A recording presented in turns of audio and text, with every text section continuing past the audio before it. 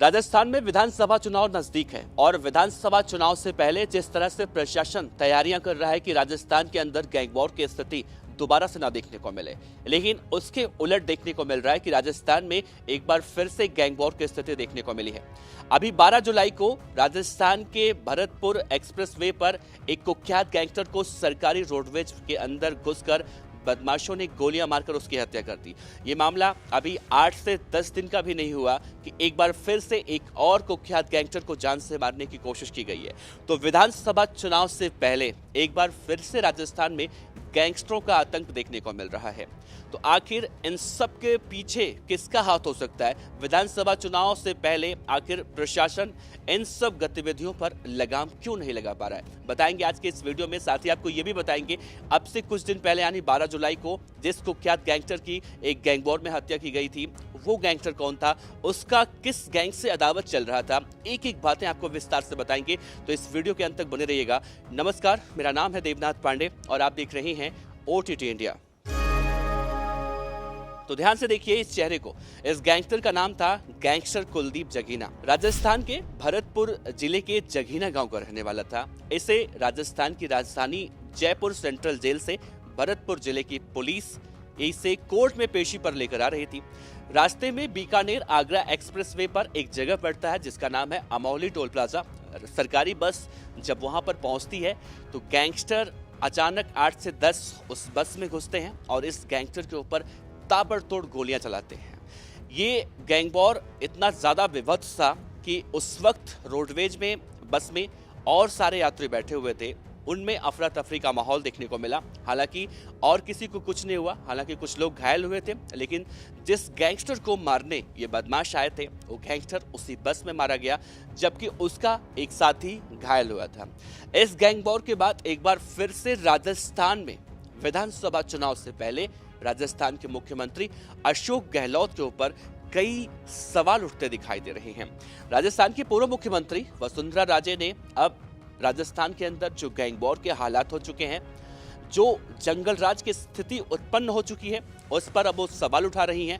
और वसुंधरा राजे साफ तौर से ये कह रही हैं कि आखिर विरोधी गैंग के बदमाशों को कैसे पता था कि इस बार जयपुर जेल से कितने पुलिस कर्मियों के साथ गैंगस्टर कुलदीप जगीना सरकारी बस से ले जाया जा रहा है। और सबसे बड़ा सवाल तो ये कि गैंगस्टर को सरकारी बस से कोर्ट में पेशी पर लेकर जाया ही क्यों जा रहा था। इन सब सवालों के जवाब में जब पुलिस गैंग वॉर के बाद यानी कुलदीप जगीना की हत्या के बाद जब जगीना गांव के उसके और समर्थक जो थे, उसकी माँ, बहन, भाई, जितने भी लोग थे, जब लोगों ने विरोध प्रदर्शन करना शुरू किया तो सरकार इस मुद्दे पर जागते हुए दिखाई दे रही है। और निकलकर सामने आया कि इससे पहले पिछले साल देखने को मिला था, एक बीजेपी के नेता हुआ करते थे, उनका नाम था कृपाल जगीना। कृपाल जगीना की इसी तरह से गोली मारकर हत्या हुई थी और कृपाल जगीना की हत्या के आरोप में कुलदीप जगीना जो आज मारा गया है उसे गिरफ्तार किया गया था। तभी से लेकर आज तक बदले का खेल चल रहा था और कुलदीप जगीना को मारने के लिए कृपाल जगीना के समर्थक लगातार रेकी कर रहे थे।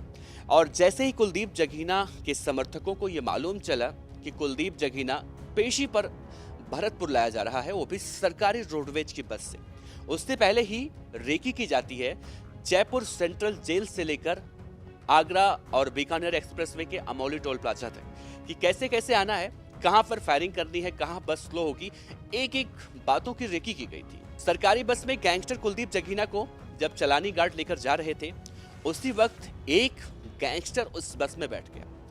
बाकायदा वो अपने साथियों को बस की लोकेशन भेज रहा था कि बस अभी यहाँ पहुंची, अब यहाँ पहुंचने वाली है।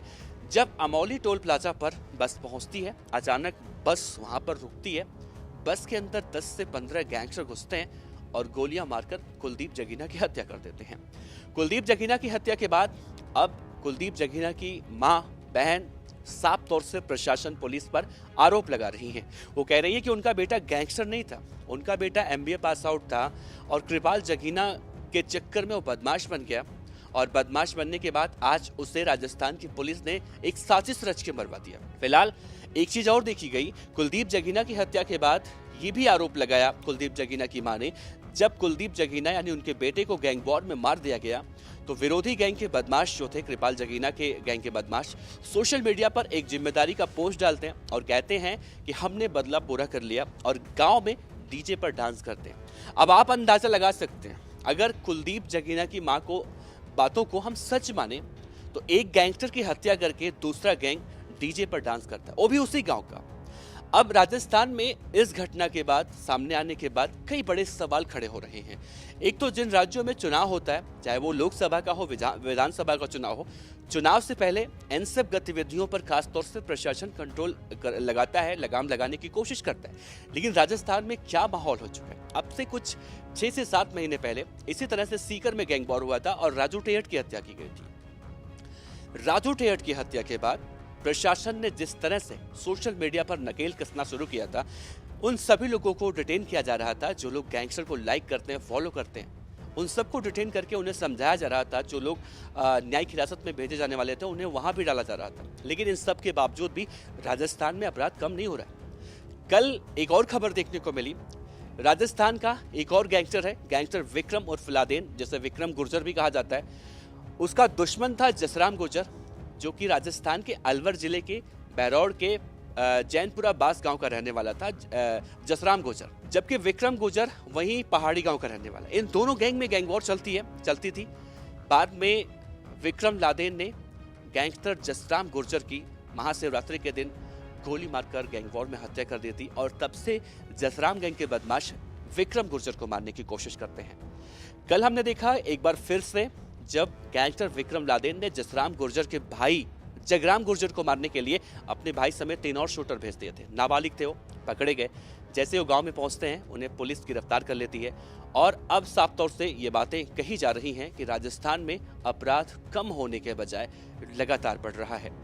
गैंगस्टर विक्रम लादेन, ऐसा नहीं है कि विक्रम लादेन ही कोशिश करता है वर्चस्व के लिए। अभी फरवरी के महीने में हमने देखा था 2023 में, जब विक्रम लादेन को लेकर पुलिस उसका मेडिकल कराने के लिए सरकारी अस्पताल में लेकर जा रही थी, तो वहां गैंगस्टर जसराम गुर्जर के समर्थकों ने उसके ऊपर फायरिंग की थी, उसे मारने की नीयत से। लेकिन उस वक्त पुलिस ने उसे बचा लिया था और उसे हाई सिक्योरिटी वार्ड में डाल दिया गया था।